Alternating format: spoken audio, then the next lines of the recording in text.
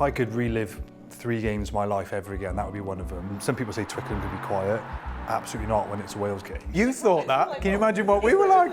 Guys were in the final. That whole experience for me was a watershed moment in my life, and I was one of the unfortunate few 60-odd thousand sitting in Ellis Park that day when Nelson Mandela walked out there in that number 6 Springbok jersey. You were there? I was in the stadium. How did you get tickets? You remember? Let's not talk about that. How are you?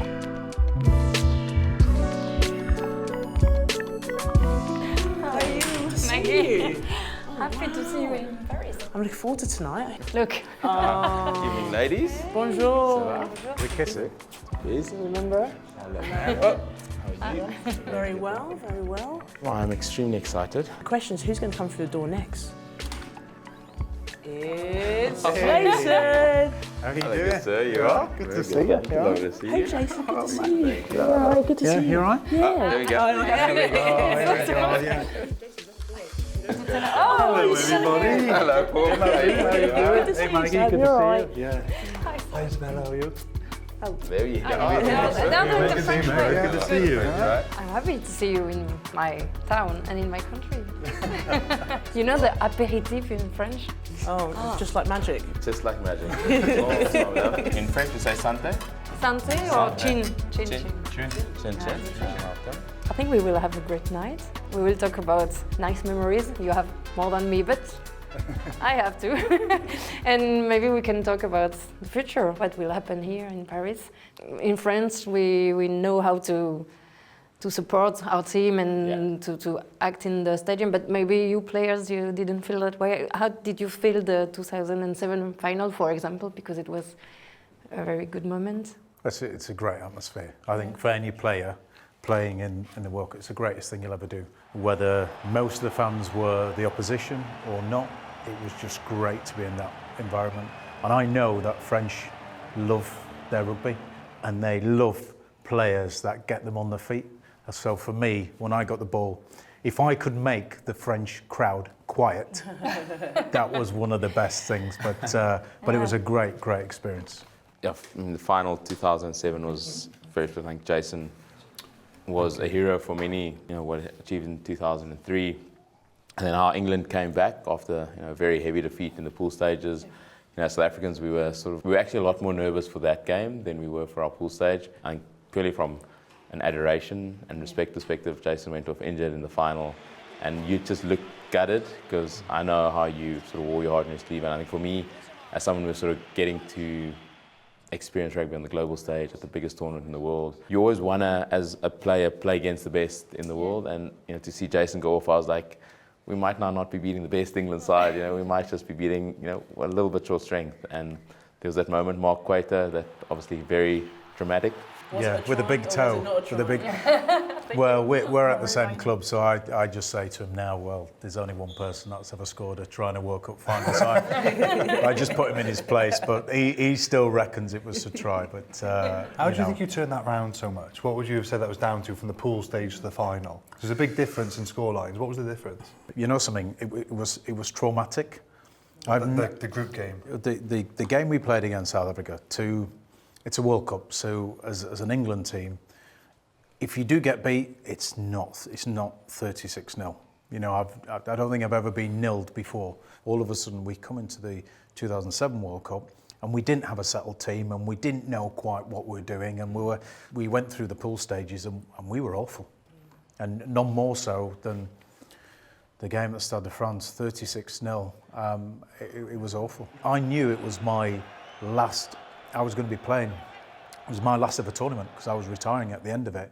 And then I ended up going off because I pulled my hamstring. Yeah. I suppose the priceless moments for me was that I pulled my hamstring, and normally when it comes to South Africa, they would normally just belt you. Yeah. They're physical. But when I pulled my hamstring, if you look back, I went down and nobody jumped on me. It was like... They still couldn't catch you, that's No, but in that moment, like for me, I thought, well, that's it. That's my career. It's done now. I'm not going to be coming back again. And you guys were, you were on fire on the day, and we really struggled. And somehow we limped through that. And it was almost, sometimes when your back's against the wall, it's like, right, we've got to show them. Because everybody had written us off. And then together we just pulled it, and somehow we just managed to claw it back. And you get another chance and you can change the outcome. And we did, and somehow we made it into another final. And unfortunately, it was against South Africa again. And I remember being at home watching it and being like, I can't believe we got to the final. How did we get to the final? It was like a you surprise. thought that? Like, Can you imagine what we were like? Guys were in the final. But I think for us it was more about being wary because after having beaten England at that deficit in group stages, you're just a lot more wary, and there's that automatic expectation of you're the favourite. It was tough for us mentally to sort of get to that point of we know we're better than them, but they're also much more improved than what they were 6 weeks prior, which was a tough one. And when you're playing on the biggest stage at the pinnacle of rugby, the nerves sort of really did creep in, and it was tough. So no tries scored that day, few close ones. It worked out in the end, and the celebrations were pretty cool. But for you, I mean you were 10 years old, 12 years old. Oh, you're so nice. Thank you, Bryan. There was obviously a lot of I don't remember. I wasn't born. No. But because we were talking about atmosphere, we will talk a lot of games and memories. But maybe you have another town, another country where you witnessed the best atmosphere. You can't say just Wales. You have to talk about. But I imagine Welsh public is great. The obvious one for me would have been, and you were probably there, Jace, I imagine. You know what I'm going to say, don't you? But it was, they did the World Cup draw 2 years before, and I was there, and they drew out the pool state, the groups. England were host nation, so 2015, and they came out in their group. They did the second tier of teams, then they drew Australia, so everyone thought that was a tasty group. And Wales, we fell out of the top 8. We went through a freaky 7-game loss streak. So we dropped to 9th in the seedings for the World Cup draw, and we weren't that bad at the time. Went for the next couple of groups, Wales still weren't drawn out.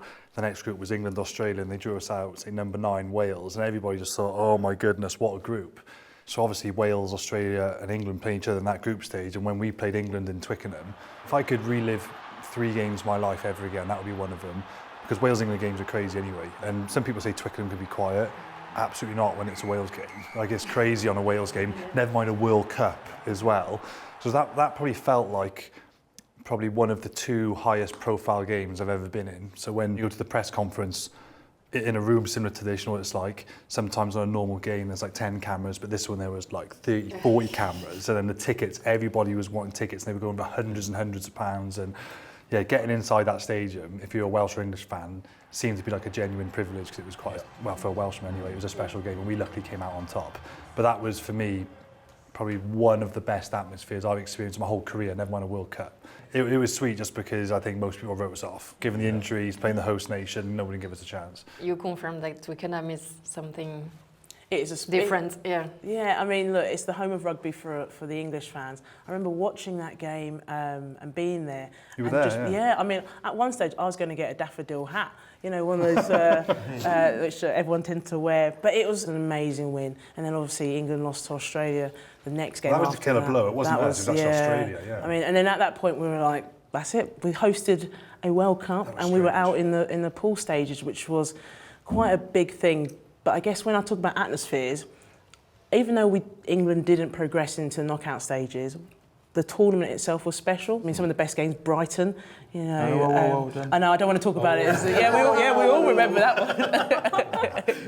But it was I think they sold the most tickets of any Rugby World Cup. Yeah. Every stadium was packed. To see all the kids turning up at Milton Keynes, Brighton, all over the shot to watch some fantastic rugby was incredibly special. And you know, for me, growing up in that part of the world, which wasn't really a big fan of rugby at all, to see people really engaged in it and be inspired by some amazing athletes, it really was a great atmosphere. Yeah.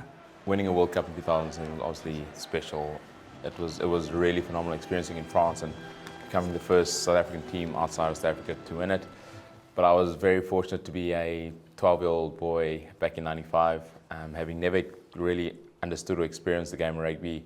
You know, coming to this now first real democratic country, post-apartheid, post-massive exclusion, and that whole experience for me was a watershed moment in my life. And I was one of the fortunate few 60-odd thousand sitting in Ellis Park that day when Nelson Mandela walked out there in that number 6 Springbok jersey. You were there? I was Amazing. in the stadium. How did you get tickets? You remember? Let's not talk about that.